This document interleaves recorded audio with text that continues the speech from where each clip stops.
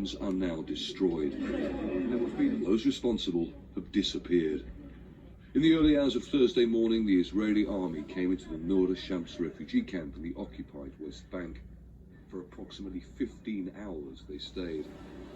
Palestinians here say Israeli military bulldozers, armoured vehicles and about 200 soldiers supported by a helicopter gunship did this. They arrested several Palestinians and killed 13, according to the Palestinian authorities, including children.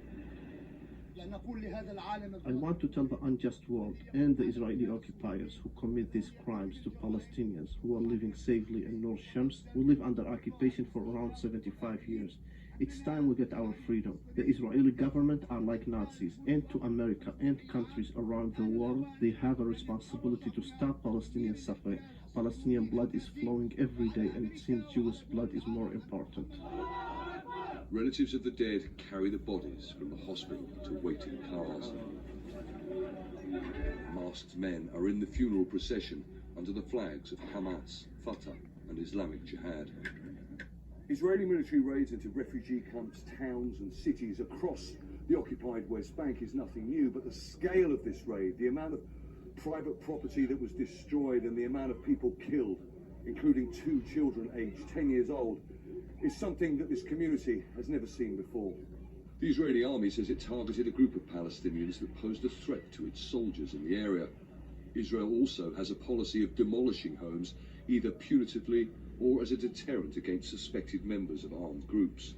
And rights groups say it is an illegal form of collective punishment and contravenes international law.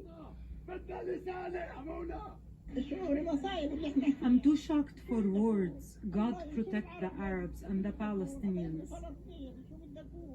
The bodies are lifted towards the freshly dug graves. Gunmen fire volleys into the air. We are angry. The people in the camp were not armed. They were Palestinian civilians. It's like what's happening in Gaza. Israelis with all their military might are fighting unarmed people. There are Palestinians who have guns. God protect them. But many of those killed were not fighters. Israel has already killed more than twice the amount of civilians in Gaza that Hamas killed or took captive on October the 7th. Its military raids to kill or arrest suspected Palestinian fighters in the occupied West Bank are fueling more hate among a people who have lived under occupation for over 70 years and feel powerless to stop Israel's killing in the Gaza Strip. Charles Strafford, Al Jazeera, Nur Shams refugee camp, the occupied West Bank.